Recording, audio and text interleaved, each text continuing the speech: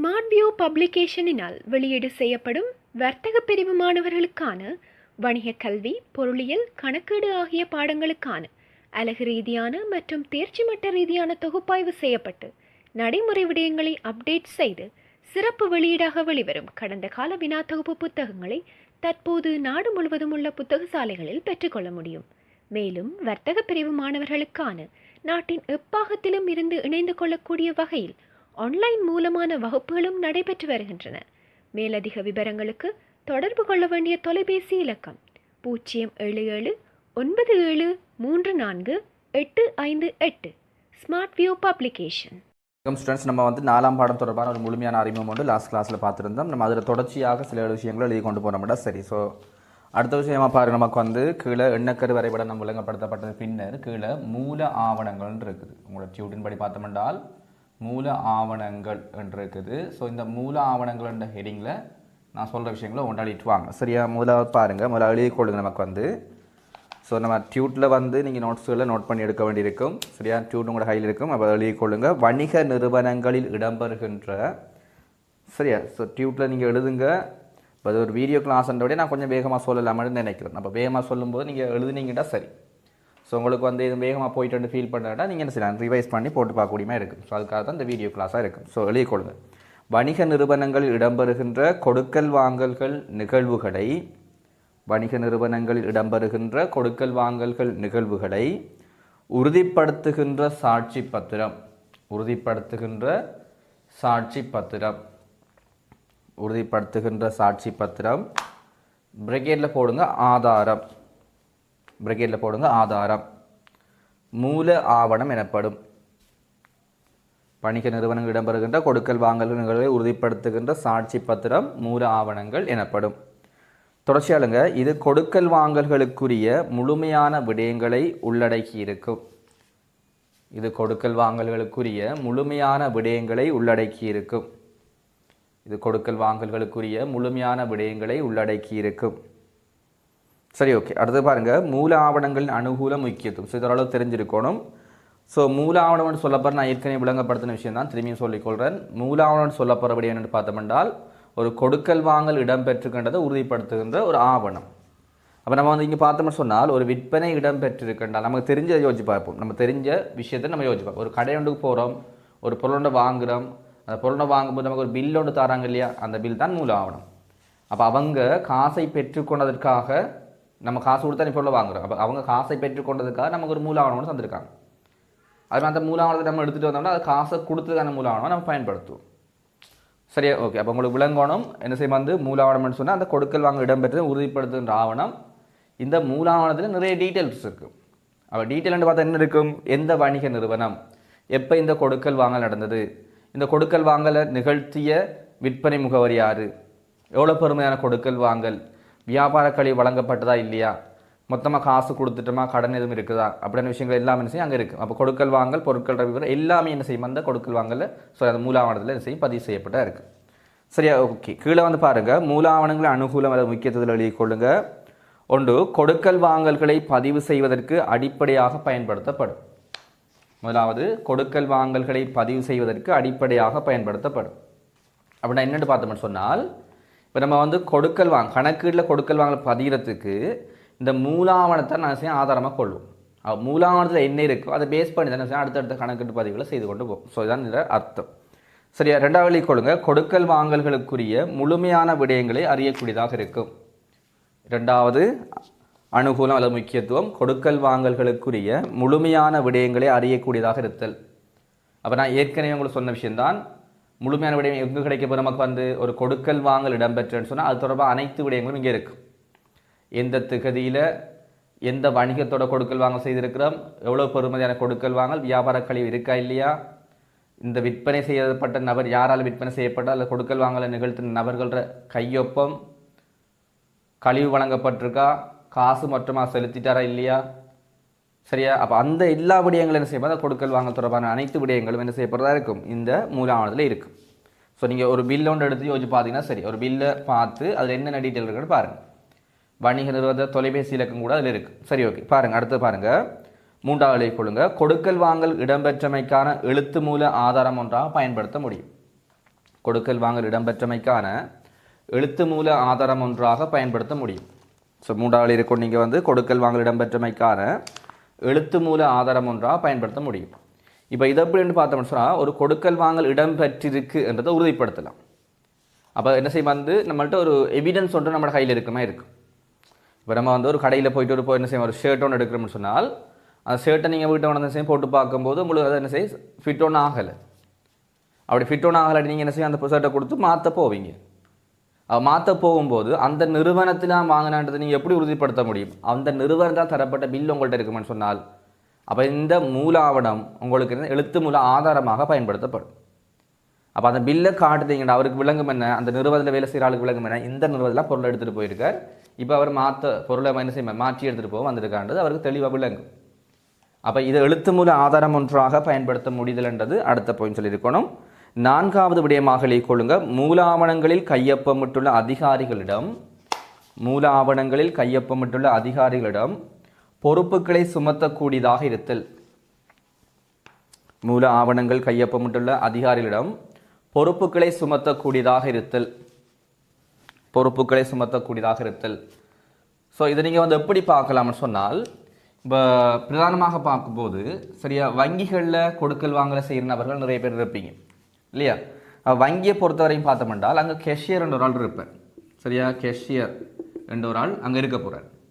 அதாவது நீங்கள் உங்களோட காசோலையை கொண்டு போகும்போது உங்களோட காசோலையை வாங்கிட்டு அதுக்கான பதிவுகளை செய்து கொள்கிற நபர் தான் இந்த கேஷியர் என்ற ஆள் இருப்பார். ஒரு கவுண்டர் ஒன்று இருக்குன்னு சொன்னால் நீங்கள் பேங்க்குக்கு போகிறீங்க, பேங்கில் ஒரு கவுண்டர் ஒன்று இருக்குன்னு சொன்னால் இந்த பேங்க் கவுண்டரில் நீங்கள் என்ன செய்யும் வந்து கஸ்டமர்ஸ் வராங்கன்னு சொன்னால் இந்த இடத்துல ஒரு ஆள் இருப்பார் இல்லையா, நமக்கு வந்து எல்லாத்தையும் சிஸ்டத்துலேருந்து பதிஞ்சு தர ஒரு ஆளாக இருப்பார். சரியா, அப்போ இவர் தான் அந்த கேஷியர்னு சொல்ல போகிற நபர். இப்போ என்ன சிக்கல் இவருக்குன்னு சொன்னால், இங்கே வாடிக்கையாளரால் காசு கொண்டு வந்து போடுறாங்க இல்லையா. வாடிக்கையாளர் காசு கொண்டு வந்து போடும்போது இவங்க கொண்டு வந்த காசு தான் அது ஒரு 10,000 ரூபாய். அது ஒரு வாடிக்கையாளர் வாரார், அந்த வாடிக்கையாளர் செய்கிற வந்து காசை கொண்டு வந்து போடுறார். இவங்க கொண்டு வந்து போட்ட காசு 10,000 ரூபாய். பட் இவர் என்ட்ரு பண்ணும்போது அவரை கம்ப்யூட்டரில் என்ட்ரு பண்ணும்போது என்ன செஞ்சிட்டான்னு சொன்னால் இந்த காசோட பெறுமதி, இந்த பெறுமதியை 100,000 போட்டார். சரியா, அப்போ இங்கே வந்து 10,000 ரூபாய் பெறுமதியான காசோலையை இவருக்கு கொண்டு கொடுக்குறார். இவர் 100,000 மட்டும் பதிச்சிட்டார். யார பிள்ளை? இவர பிள்ளை. அப்போ இந்த காசோலையை வாங்கி வைப்பு செய்த நபர் யார்? இந்த பொறுப்பு வாய்ந்த இந்த அதிகாரி.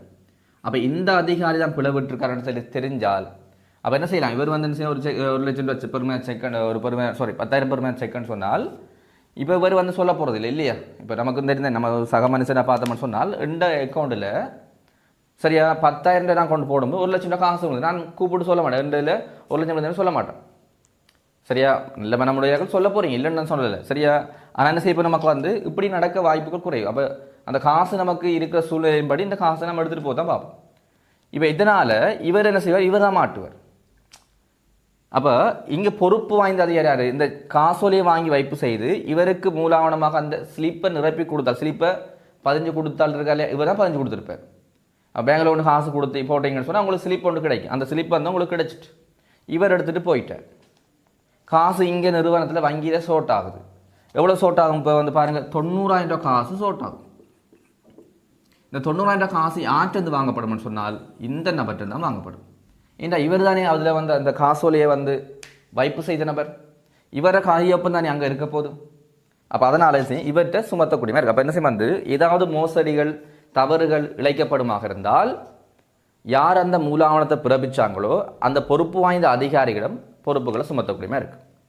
அப்போ பிழைகள் மோசடிகள் வரும்போது அவரை நம்ம செய்யும் இவற்றிலிருந்து நம்ம பெற்றுக்கொள்ளக்கூடியமாக இருக்குது. அப்போ இதுதான் இங்கே சொல்லப்படுற விஷயம். சரி, அடுத்து வாங்க மூல ஏடுகள் அல்லது முதன்மை ஏடுகள் என்றதில் எழுதிக்கொள்ளுங்க. அடுத்த பேஜை எடுங்க. மூல ஏடுகள் அல்லது முதன்மை ஏடுகள் எழுதிக்கொள்ளுங்க.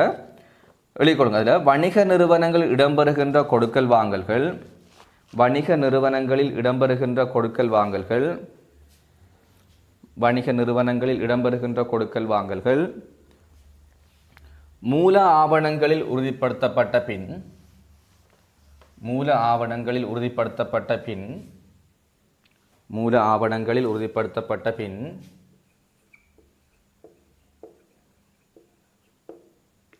மூல ஆவணங்களில் உறுதிப்படுத்தப்பட்ட பின் அக்கொடுக்கல் வாங்கல்களை முதன்முதலில் பதிகின்ற ஏடுகள், அக்கொடுக்கல் வாங்கல்களை முதன்முதலில் பதிகின்ற ஏடுகள் முதன்மை ஏடுகளாகும்.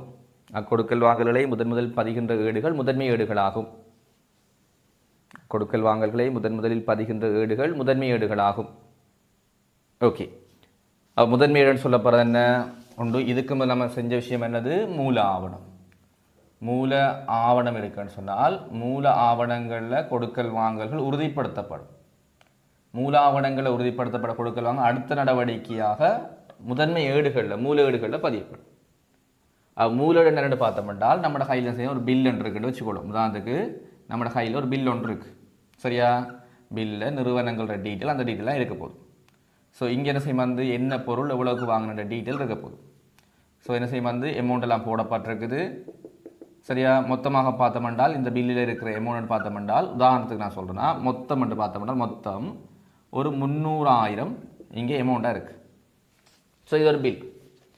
இந்த பில்லில் இருக்கிற டீட்டெயிலை வச்சுக்கொண்டு இதில் எல்லா விவரமும் இருக்குது. நிறுவனத்தில் தகவல்கள் இங்கே இருக்கும், நீங்கள் பொருள் வாங்கின தொடர்பான தகவல் இங்கே இருக்கும், அந்த உரிய அதிகார கையொப்பமிட்ட இடம் இந்த இடத்துல இருக்கும், பொருட்கள் தொடர்பான விவரங்கள், அதில் வேல்யூ, அது எவ்வளோ வாங்கியிருக்கு அந்த டீட்டெயிலாம் இங்கே இருக்க போகுது. அப்போ இந்த பில்லில் எல்லா டீட்டெயிலும் இருக்குது. இந்த எல்லா விடயத்தையும் மூலையில் பதித்தது. அப்போ இந்த விடயத்திலிருந்து இது உதாரணத்துக்கு ஒரு காசு பெறுவன, அந்த காசு பெறுவனவு தொடர்பான ஒரு பற்றுச்சீட்டு என்று சொல்லப்படுற ஒரு மூலாவணமாக இருந்தால், இப்போ எனக்கு தேவை இந்த இதிலிருந்து முதன்மையேடு தயாரிக்கும் போது இந்த 300,000 பெறுமதியான காசு பெறப்பட்டிருக்குன்னு தெரியும். அப்போ அது ஒரு விற்பனை தொடர்பானதுன்னு சொன்னால் நான் இங்கே என்ன செய்ய போகிறேன்? அப்போ காசு பெறுவனவு இது என்னது? நமக்கு வந்து காசு பெறுவனவு. அப்போ காசு பெறுவன பதிகின்ற எந்த முதன்மையோட அது நமக்கு பதிவு. அப்போ இதுபோல் நிறைய பில் என்கிட்ட இருக்கு. அப்போ காசினை நிறுவனத்தில் பெற்றுக்கொண்ட பில் நிறைய இருக்கு. எல்லா பில்லையும் எல்லா டீட்டெயில் நிறைய டீட்டெயில் இருக்கும். இதுக்குள்ள நிறைய டீட்டெயில் இருக்க போகுது. இப்போ எல்லா டீட்டெயில் எனக்கு தெரியான்னு கேட்டால் இல்லை, சரியா? அப்போ இது என்னது? விற்பனை நடந்தது. காசு பெறுவனவு எதனூடாக? விற்பனையூடாக. அப்போ நான் செய்ய காசு பெறுவன தொடர்பான மூலவேடு பார்த்தோன்னா எனக்கு இருக்கிறது என்ன? காசு பெறுவனவு நாளேடு. அப்போ காசு பெறுவன நாளில் போயிட்டு நான் என்ன பதிவேன்? விற்பனை எவ்வளவு? 300,000. இவ்வளோ தான் பதிவு. அப்போ இதுக்குரிய ஃபார்மேட் இருக்குது. நம்ம ஃபார்மேட்டை பார்க்கும்போது தெரியும். விற்பனை 300,000. அப்போ என்ன செய்யும்? அந்த இவ்வளவு டீட்டெயில் இருந்து நமக்கு தேவையான விஷயமா காசு பெறுவனோட ஒரு மூலவேடில் என்ன செய்ய கொடுக்கலாம் பதிவாக இருக்குது. அப்போ இங்கே என்ன நடக்குன்னு பாருங்கள். முதன்மையேடினூடாக கொடுக்கல் வாங்கல் நடந்தது உறுதிப்படுத்தப்பட்டு, சரியா? அதன் பின்னர் மூலவேடுகளில் முதல்ல பதிவு. அப்போ இங்கே பதிவு செய்வோம், இங்கே உறுதி செய்வோம். ரெண்டுக்கான டிஃப்ரெண்ட் உங்களுக்கு கொடுக்கல் வாங்கலை கணக்கில் பார்த்தீங்கன்னா இது கணக்கீட்டுக்குள்ளே இல்லைன்னு வச்சுக்கொள்ளுங்க, சரியா? இந்த மூலாவணம் தயாரித்து மூலாவணத்தை வச்சுக்கொண்டு என்ன செய்யப்படும்? அந்த கொடுக்கல் வாங்க இடம்பெற்ற உறுதிப்படுத்தப்படும். ஸோ இது பதிவில்லை, உறுதிப்படுத்தப்பட்ட பின்னர் இதை சாட்சி பத்திரமாக வச்சுக்கொண்டு கொடுக்கல் வாங்கல் இப்போ தான் பதிய ஆரம்பிக்கிறோம். அப்போ கொடுக்கல் வாங்கல் என்ன செய்ய போகிறோம்? முதலாவது முதன்மை ஏடுகளில் பதிவு, சரியா? ஸோ இந்த விஷயம் விளங்கணும். முதன்மை ஏடு எப்படி இருக்குன்னு சொன்னால் இங்கே வணிகத்தை பொறுத்த வரைக்கும், வணிக நிறுவனங்களை பொறுத்த வரைக்கும், சரியா? நம்ம பிறகு ஏற்கனவே சொன்ன விஷயம்தான் 7+1 முன்னும் பார்த்துட்டோம் இல்லையா? அப்போ 7 விசேட மூலேடுகளும் ஒரு பொது மூலேடும் இருக்குது. அவ கொடுக்கல் வாங்கல்ற தன்மைக்கு ஏற்ப நம்ம முதன்மை ஏடுகளில் பதிவு, சரிதானே? ஓகே, அடுத்த விஷயத்துக்கு வாங்க. நமக்கு வந்து நீங்கள் சொன்ன மாதிரி முதன்மை ஏடுகளின் அனுகூலம் அல்லது முக்கியத்துவம் இருக்கு இல்லையா? ஸோ அதில் எழுதிக்கொள்ளுங்க. நமக்கு வந்து முதலாவது ஒத்த தன்மையுள்ள கொடுக்கல் வாங்கல்கள், ஒத்த தன்மையுள்ள கொடுக்கல் வாங்கல்கள் சுருக்கமாக்கப்பட்டு, ஒத்த தன்மையுள்ள கொடுக்கல் வாங்கல்கள் சுருக்கமாக்கப்பட்டு ஒரே புத்தகத்தில் பேணி செல்வதன் காரணமாக, ஒத்த தன்மையுடைய கொடுக்கல் வாங்கல் சுருக்கமாக்கப்பட்டு ஒரே புத்தகத்தில் பேணி செல்வதன் காரணமாக பேரேட்டுக்கு தாக்கல் செய்வது இலகுவாக காணப்படும். பேரேட்டுக்கு தாக்கல் செய்வது இலகுவாக காணப்படும். இது முதலாவது, சரியா? அப்போ என்ன விஷயம்னு பார்த்தோம்னா நான் சொன்ன மாதிரி 7 வகையாக பிரிக்கிறோமா இல்லையா? அப்போ மூலேடுகள்னு பார்க்கும்போது மூலாவணம்னு பார்க்கும் நம்ம 7+1 பிரிக்கிறோம். அப்போ 7 வகையான வேறு வேறு வகைகள். அப்போ 7ல் ஒன்று தானே காசு பெறுவனம். அப்போ காசு பெறுவனம் எல்லாம் எங்கே பதியப்பட்டிருக்கு? காசு பெறுவனம் 4 பதியப்பட்டிருக்கு. அப்போ காசு பெறுவனம் 4 பதியப்பட்டிருக்குன்னு சொன்னால் இதில் இந்த மூலேடை நீங்கள் வெளியில் எடுத்தீங்கன்னு சொன்னால் இந்த மூலையில் பதியப்பட்ட விடயம் எல்லாமே என்னது? காசு பெறுவனம். அப்போ எல்லாத்தையும் போட்டால் பதிகிறது கஷ்டம். ஸோ நம்ம காசு பெறுவனம் மட்டும்தான் இருக்குன்னு சொன்னால் உதாரணத்துக்கு நமக்கு செய்ய ஒரு 5-6 கொடுக்கல் வாங்க இங்கே பதிஞ்சிருக்கு, எல்லாமே காசு பெறுவனவு, எல்லாமே காசு பெறுவனவு. அவள் மொத்தத்தை கூட்டிப்பட்ட என்ன வந்து மொத்தமாட்டு பார்த்தோம்னா ஒரு சரியா 1000 இருக்குது. இந்த மொத்தம் 1000 நம்ம இரட்டைப்பது செய்து ஈஸி. ஏன்னா ஒரே வகையான கொடுக்கல் வாங்கல் எதுக்குள்ள பதிஞ்சிருக்கு. அப்போ அந்த வகையான கொடுக்கல் வாங்கல் என்னது, இதில் இருக்கிற எல்லாமே காசு பெறுவனவு. அப்போ காசு பெறுவனா என்னது, காசு கணக்கில் வரவு வைக்கணும், ஏனைய கணக்கில் செலவு வைக்கணும். அப்போ காசு பெறுவன நாளைக்கு எல்லா விடயங்களும் காசு கணக்கில் வர வைக்கப்படும். அப்போ உரிய கணக்கில் செலவு வைக்கப்படும். அப்போ இலகுவ பதிலாமல் இல்லையா, அதனால் காசு கொடுப்பனால் அதில் இருக்கிற எல்லா விடயங்களும் காசு வெளியில் போனது இல்லையா. அப்போ காசு கொடுப்பனவெல்லாம் காசு கணக்கில் செலவு வைக்கப்படும், உரிய கணக்கில் வர வைக்கப்படும். ஸோ இந்த ஒரு விஷயம் நம்ம தெளிவான செய்யணும், விளங்கிக்கொள்ளணும். அப்போ ஒரே தன்மையுடைய கொடுக்கல் வாங்கல வேறு மூலவீடுகளில் பதியப்படும். காசு பெறும் நாளடு, காசு கொடுப்பன நாடு, சில்லறை கொடுப்பன அப்படி வகைப்படுத்தி பதிவினூடாக பேரேடுகளை இரட்டை பதிவு செய்கிறது ஈஸி. ஸோ அந்த விஷயம் தான் சொல்லப்பட்டிருக்குது. அடுத்த விடயத்துக்குள்ள வாங்க. நமக்கு வந்து 2வது வழிக்குழும் மறதி மற்றும் விடுபடல் வழுக்கள் குறைவடைதல். ஸோ நம்ம கொடுக்கல் வாங்கலை பதியும் போது சில விஷயங்களை மறந்து போகிறது அல்லது பதிய தவறுறது, அந்த விடயங்கள் வாழ்றதுக்கான வாய்ப்புகள் குறைவு. ஏன்னா நம்ம வந்து ஒரே வகையான கொடுக்கல் வாங்க ஈஸியாக செக் பண்ணிக்கொள்ளலாம், அதுக்குள்ளே இருக்கா இல்லையான்னு பார்த்துக்கொள்ளலாம். காசு பொருள் கொடுப்பன எல்லாம் 8 வகையான கொடுக்கலாம். இப்போ நான் 8 வகையான கொடுக்கலாம் ஒரே இடத்த பதியப்படும் என்றால் என்ன கொடுக்கல் வாங்க எங்கே இருக்குன்னு நமக்கு தெரியாது. ஸோ சிம்பிளாக யோசிச்சு பாருங்க. உங்களோட வீடுகளில் சரியா சில பொருட்களுக்கு வந்து ஒரு சில இடங்கள் இருக்கும் சரியா. சில டூல்ஸை வந்து இங்கே வைப்போம், அது கிச்சனுக்கு ஒரு சாமான செய்யும் கிச்சனுக்குள்ளே இருக்குது சரியா. வாகனங்கள் திருத்தக்கூடிய டூல்ஸ் வந்து ஒரு இடத்துல இருக்குது. அப்படி ஒவ்வொரு பொருட்களுக்கும் வேறு இடங்கள் இருந்ததுன்னு சொன்னால் அந்த பொருட்களை நீங்கள் தேட வேண்டிய அவசியம் இருக்குது. அது இருக்கா இல்லைன்னு உங்களுக்கு படியாக தெரியும் சரியா. அப்போ பொருட்கள் அதான் சொல்கிறது என்ன, ஒரு வகைப்படுத்தலுக்கு கீழே நம்ம கொண்டு வச்சுட்டோம்னு சொன்னால் அது சரியாக பதியப்பட்டிருக்கா பிள்ளையாக பதியப்பட்டிருக்கா வேறு ஏதாவது கொண்டு இதுக்குள்ளே போட்டோமா வழுக்கல் இடம்பெற்றிருக்கான்னு கண்டுபிடிக்கிறது தான் ஈஸி. வழுக்கல் இடம்பெறதே குறைவாக இருக்குது. அப்போ அந்த வகைப்படுத்தல் தான் இங்கே சொல்ல வராங்க. ஸோ அடுத்த வழி கொடுங்க. 3வது கொடுக்கல் வாங்கல்களை அறிக்கைப்படுத்தும் பொழுது ஏற்படக்கூடிய வழுக்களை மிக விரைவாக வெளிப்படுத்தக்கூடியதாக இருத்தல். கொடுக்கல் வாங்கல்களை அறிக்கைப்படுத்தும் பொழுது ஏற்படக்கூடிய வழுக்களை மிக விரைவாக வெளிப்படுத்தக்கூடியதாக இருத்தல். இப்போ நான் சொன்ன மாதிரி தான். என்ன உதாரணம் சொன்னேன் நான், இப்போ கிச்சனுக்குள்ளே இருக்கிற பாத்திரங்கள், கத்திகள், கரண்டிகள் சரியா ஒரு மெஷினரியை திருத்தத்துக்கு இருக்கிற டூல்ஸுக்குள்ளே இருந்தால் ஈஸியாக பார்க்கலாம், நமக்கு விளங்கும் என்ன இது பிள்ளையான இடத்துல இருக்குது. பிள்ளையா தவறுதலாக பதிஞ்சோம்னா உடனே கண்டுபிடிக்கலாமா இல்லையா. அப்போ அதே விஷயம் தான் இங்கே நடக்கும். அப்போ 7 வகை என்ன செய்யும், வகைப்படுத்துகிறோம்னு சொன்னால் வகைப்படுத்தி பதியும் போது ஏதாவது ஒன்று பிள்ளையாக தவறாக பதியும் போது நமக்கு என்ன செய்யும், அந்த கிச்சனுக்கு இருக்கிற வேண்டிய ஒரு கரண்டி ஒன்று சரியா வாகனங்களை திருத்துற ஒரு டூல்ஸுக்குள்ளே இருக்குன்னு சொன்னால் உடனே நமக்கு தெரியும் இது பிள்ளையான இடத்துல இருக்குது. அப்போ அப்போ என்ன செய்யும் வந்து உடனே வழி எடுக்கும். அப்போ இங்கே சொல்லப்படுற விஷயம் உங்களுக்கு தெளிவாக விளங்கணும். நம்ம வகைப்படுத்தி பதினால பிழைகள் மோசடிகள் மிக விரைவாக அடையாளம் காணக்கூடியமாக இருக்குது. அடுத்த 4வது விடயத்தை பாருங்கள். 4வது விடயம் வணிக கொடுக்கல் வாங்கல்களை சிறந்த கட்டுப்பாட்டுடன் நடாத்தி செல்லல். வணிக கொடுக்கல் வாங்கல்களை சிறந்த கட்டுப்பாட்டுடன் நடாத்தி செல்லுதல். வணிக கொடுக்கல் வாங்கல்களை சிறந்த கட்டுப்பாட்டுடன் நடாத்தி செல்லுதல். அப்போ நமக்கு வந்து இங்கே சொல்லப்படுற விஷயம் சொன்னால் நமக்கு தெரியும் காசு பெறுவனோட இவ்வளோதான் இருக்குது, காசு கொடுப்பனா இவ்வளோதான் இருக்குது. அப்போ காசு கொடுப்பில் என்னென்ன வகைகள் இருக்குது, எதுக்காக நம்ம அதிகளவான காசுகளை செலவழிக்கிறோம், எந்த வகையில் நம்ம காசு கூடுதலாக வருது. அப்போ இதெல்லாம் நம்ம தனித்தனியாக பார்க்க முடியுமாக இருந்தால் அப்போ நம்மளோட நிறுவனத்தை வடிவான சில முகாமை செய்து கொள்ள முடியும். அப்போ காசு பெறுவன உதாரணம் சொல்கிறேன், ஒரு 4 வகையான வருமானம் நமக்கு வருது. இந்த 4 வகையான வருமானத்தில் ஏன்றதனூடாக வர வருமானம் தான் அதிகமாக இருக்குது. அப்போ பிசிடி என்ற வருமானங்கள் குறைவாக இருக்குது. பிசிடி வருமானத்தில் நம்ம ஃபோக்கஸ் பண்ணுறதை விட ஏண்ட வருமானம் அதிகளவாக ஃபோக்கஸ் பண்ணால் இன்னும் வருமானம் கூட போகுது. அப்போ உங்களுக்கு என்ன செய்யும் வந்து வகைப்படுத்தும் போது சில விஷயங்களை ஈஸியாக புரிஞ்சு கொள்ளலாம். நமக்கு வந்து என்ன செய்யும் வந்து இதில் நமக்கு வந்து அதிகளவாக அதாவது காசு பெறுவன என்னதுக்கு காசு பெறுவன வருது இல்லையா, அப்படியே வகைப்படுத்தல புரிஞ்சு கொள்ளக்கூடியமாக இருக்குது. ஸோ அடுத்த பாருங்க நமக்கு வந்து வெளியே கொடுங்க. 5வது விடயம் தனியான ஊழியர் குழு ஒன்றினால் மூல ஏடுகள் பேணிச் செல்லப்படுவதனால் மூல ஏடுகள் பேணிச் செல்லப்படுவதனால் கணக்கீட்டு செயற்பாடுகள் இலகுவாக அமைதல். தனியான ஊழியர் குழு ஒன்றினால் மூல ஏடுகள் பேணிச் செல்லப்படுவதனால் கணக்கீட்டு செயற்பாடுகள் இலகுவாக அமைதல். கணக்கீட்டு செயற்பாடுகள் இலகுவாக அமைதல்.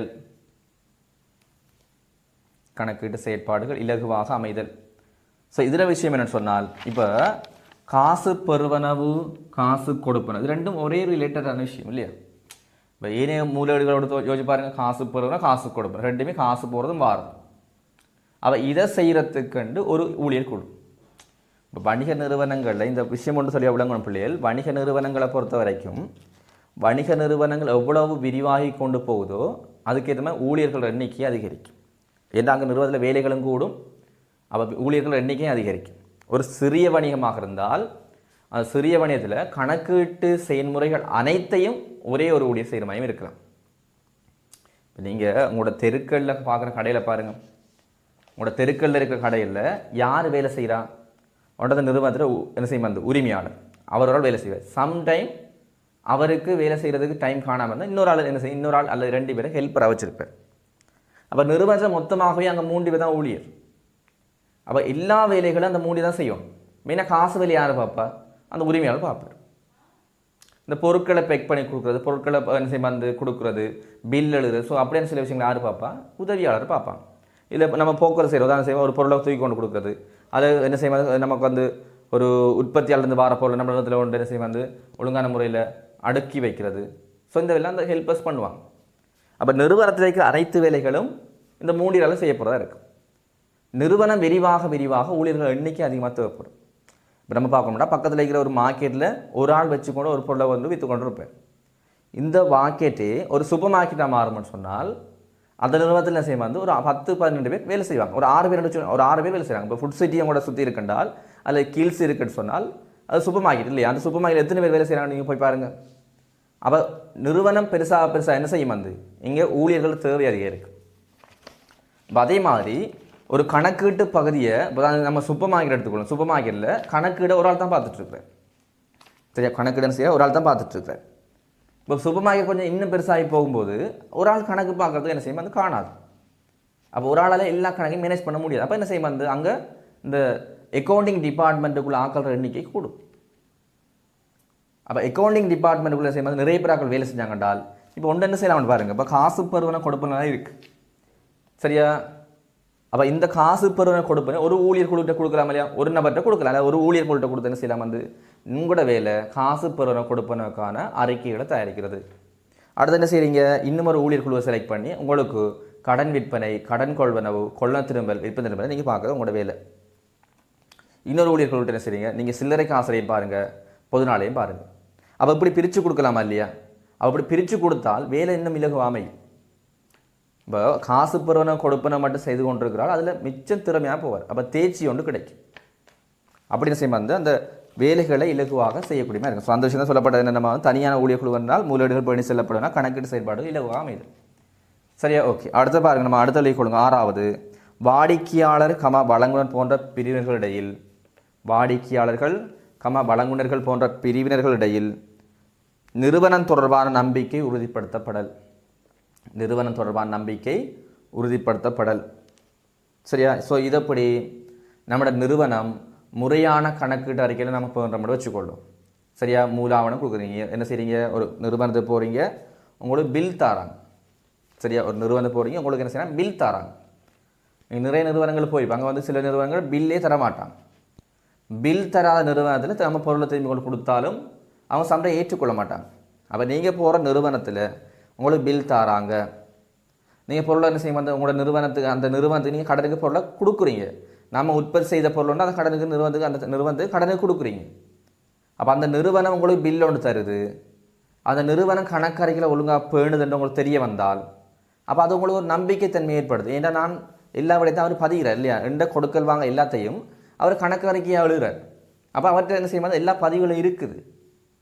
அப்படி பதிவுகள் இருக்குன்னு சொன்னால் நமக்கு ஒரு நம்பிக்கை தன்மை நம்ம வந்து அவர் மோசடியாக செய்ய வாய்ப்பு இல்லை.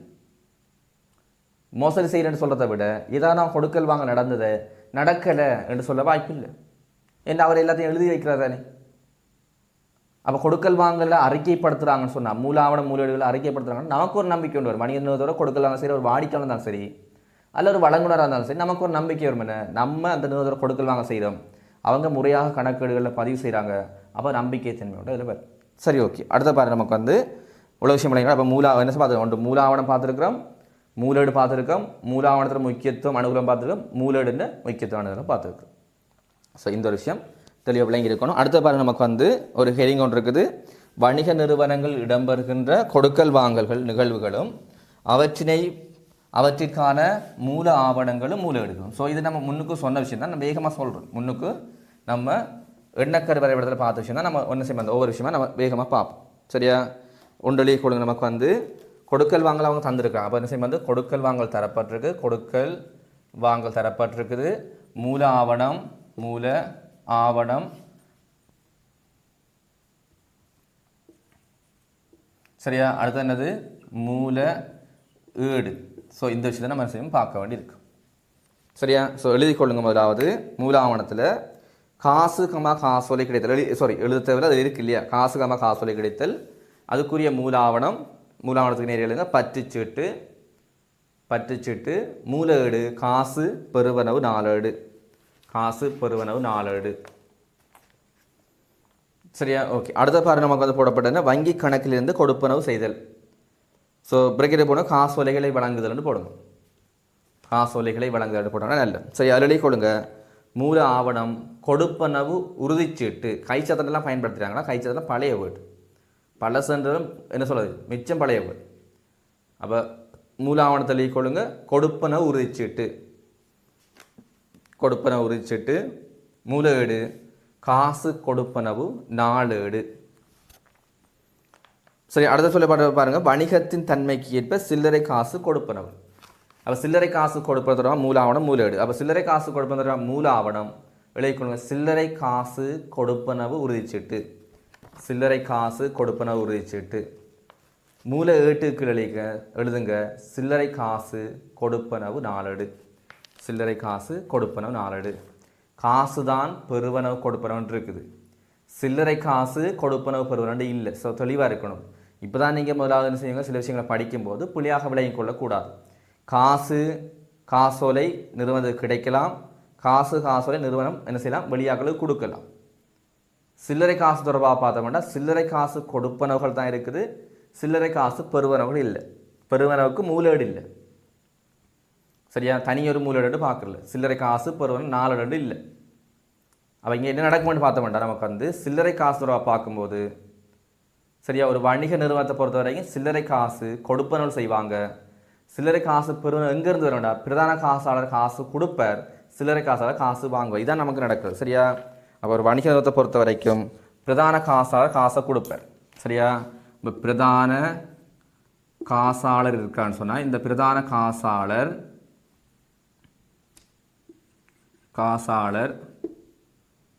சரியா என்ன செய்யறன்னு சொன்னால் சில்லறை காசாளர் காசு கொடுப்பார். காசு யாரு கொடுக்க போறார்? சில்லறை காசாளருக்கு கொடுப்பார். சரியா? இதுதான் இவருக்கு பெறுவனவு. சில்லறை காசாளர் பெறுவனண்டா என்னது? பிரதான காசாளர் கொடுக்குற காசு. அப்போ பிரதான காசாளர் காசை கொடுக்குறாண்டா இதுக்குரிய மூலாவணம் என்னது? மூலேடு என்னது? கொடுப்பனவு இல்லையா? கொடுப்பனவு 4 ஏடு. அது மாதிரி மூல ஏடு இது இல்லையா? மூல ஏடு. அப்போ மூல ஆவணம் என்ன? மூல ஆவணம் கொடுப்பனவு உறுதிச்சீட்டு. அப்போ தெளிவாக விளங்கணும். பிரதான காசாளர் சில்லறை காசாளர் காசு கொடுக்குற விடயம்தான் சில்லறை காசாளர் காசு பெறுவனவு. இதுக்குரிய மூல ஆவணம் அதாவது சில்லறை காசாளர் காசினை பெற்றுக்கொள்வதற்கான அல்லது சில்லறை காசு கிடைக்கப்படுவதற்கான அல்லது சில்லறை காசை வழங்குவதற்கான பிரதான காசு சில்லறை காசை வழங்கும் எல்லாம் ஒன்று தான். இதுக்கான மூல ஆவணம்னு பார்த்தோம்னால் கொடுப்பன உறுதிச்சீட்டு. சில்லறை காசு இல்லை, காசு கொடுப்பன உறுதிச்சீட்டு. காசு கொடுப்பனும் 4 ஏடு. சரியா? இதில் இருந்து இவர் வெளியாக்கள் கொடுக்குறது இல்லையா? இவர் வெளியாக்கள் கொடுக்குறது. இதுதான் சில்லறை காசு கொடுப்பனவு. சில்லறை காசாளர் அந்த காசுகளை வெளிநபர்களுக்கு வெளியில் கொடுக்குறது. நம்ம நிறுவனத்தோடு இப்போ வெளியில் போகுது. அப்போ இதைத்தான் நம்ம சொல்லுவோம் என்ன? இதை சில்லறை காசு கொடுப்பனவு இல்லை, சில்லறை காசு கொடுப்பனவுன்னு சொல்லுவோம். இதுக்கான மூலாவணம் நம்ம சொல்லப்பட்டது. மூலாவணம் என்னது? சில்லறை காசு கொடுப்பன உறுதிச்சீட்டு. மூலேடு சில்லறை காசு கொடுப்பன 4 ஏடு. அப்போ கொடுப்பனவுக்கு தான் இருக்குது, பெறுவனவுக்கு இல்லை. பெறுவனவுக்கு என்ன தனியாக இல்லை. ஆனால் பெறுவனவு என்னது? பிரதான காசாளர் கொடுக்குறது தனியாக பெறுவனவு. பிரதான காசாளர் காசு கொடுத்தானே சில்லறை காசாளர் பெறுவனவு. அப்போ பிரதான காசாளர் காசு கொடுக்கக்கூடிய மூலாவணம் தான் சில்லறை காசாளர் காசு பெறுவனவுக்கு மூலாவணம். சில பிள்ளை இதை விளங்கி கொள்வது பெரிய கஷ்டமாக இருக்குது. சரி, ஓகே. அடுத்த பாருங்க. நமக்கு வியாபார பொருட்கள் கடன் கொள்ளணும். ஸோ இந்த விஷயம் நம்ம எப்படி விளங்கணும் என்றால் நமக்கு வியாபார பொருட்கள் கடன் விற்பனை கடன் கொள்ளனவு ஒரு வணிக நிறுவனம் எந்த பொருளை விற்பனை செய்தோ தெளிவாக நான் போன கிளாஸ்ல இதை உங்களுக்கு சொன்னேன், திரும்பி சொல்கிறேன், பிரச்சனை இல்லை.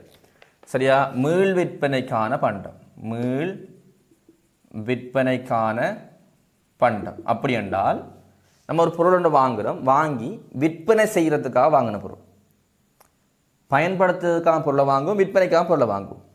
அப்போ விற்பனை செய்வதற்காக நாம் வாங்கின பொருள் இருக்கு இல்லையா, அது தொடர்பாக சொல்லப்படுறது. அப்போ மீள் விற்பனைக்கான பண்டம் தான் நிறுவனத்தில் இருப்பாக கருதப்படும். இதுதான் இருப்பு. அப்போ இந்த இருப்புன்னு சொல்லப்படுற விஷயத்தை நம்ம கொள்வனை செய்யும் போது தான் அதை கொள்வன வண்டியே சொல்லுவோம், தனிய கொள்வனன்னு சொல்லுவோம். சரியா? அப்போ மீள் விற்பனைக்கான இருப்புக்கள் கடனுக்கு கொள்வனை செய்யப்படுமாக இருந்தால், கடனுக்கு கொள்வனை செய்யப்படுமாக இருந்தால் அதுக்குரிய மூலானத்தை கொள்ளுங்க. விலைப்பட்டியல், விலைப்பட்டியல் அல்லது பட்டியல் அல்லது கொள்வனவு பட்டியல், எல்லாம் உண்டு தான். கொள்வனவு பட்டியல், கொள்வனவு பட்டியல் மூலாவணமா. அப்போ விலைப்பட்டியல் சில வேளை சொல்லுவாங்க, பட்டியல்னு சொல்லுவாங்க, சில வேளை கொள்வனவு பட்டியல்னு சொல்லுவாங்க. அப்போ இதான் என்னது? கடன் கொள்வனவிற்கான மூலாவணம். மூல ஏடலி கொள்ளுங்க. கொள்வனவு நாளேடு, கொள்வனவு நாளேடு, கொள்வனவு நாளேடு. சரி, ஓகே. அடுத்த பாருங்க, நம்ம அடுத்த சொல்லப்பட்ட விஷயத்தை பாருங்க. நமக்கு அது கீழே வியாபார பொருட்கள், வியாபார பொருட்கள் மீள் விற்பனைக்கான பண்டங்கள் இல்லையா, வியாபார பொருட்களின் கடன் விற்பனை.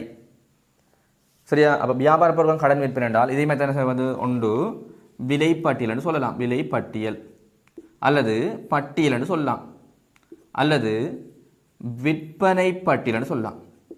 அப்போ அங்கே கொள்ளன பட்டியல் சொன்ன மாதிரி என்ன செய்யலாம், விற்பனை பட்டியல் சொல்லலாம்.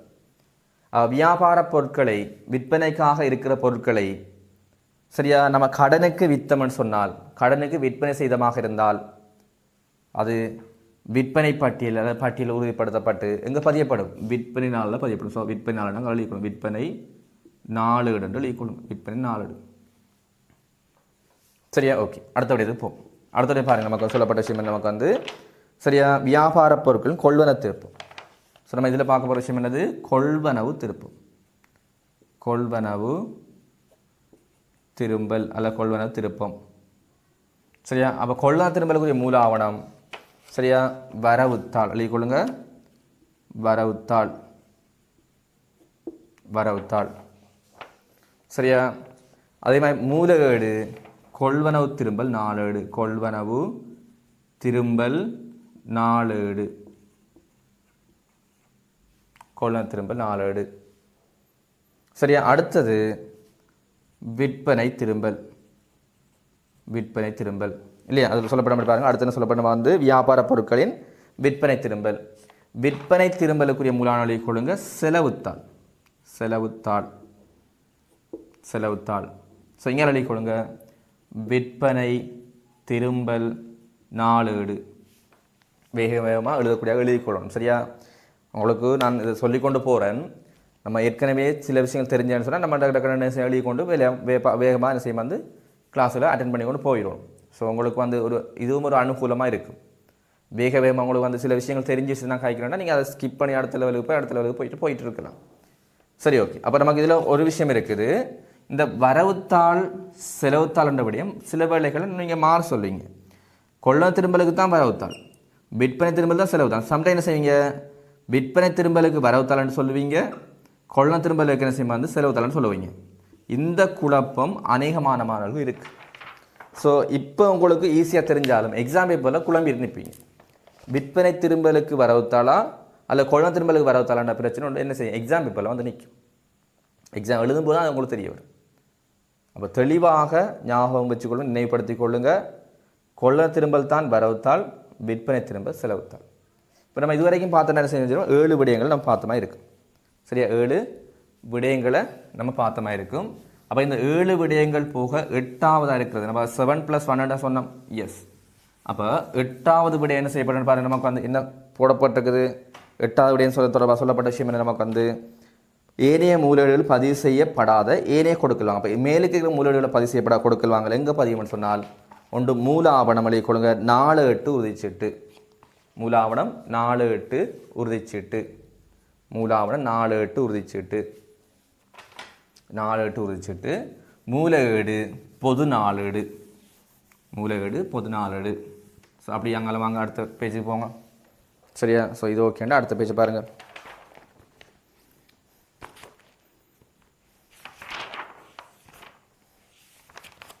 சரியா? ஸோ அடுத்த விஷயமா சொல்லப்பட்ட விஷயத்தை பாருங்கள். நம்ம காசு இப்போ என்ன செய்யணும், ஒவ்வொரு மூலேடாக படிப்போம். சரியா? இப்போ சொல்லப்பட்ட விஷயம் வந்து இது ஓகே. அடுத்து நம்ம ஒவ்வொரு மூலேடுகளாக படிக்கணும். சரியா?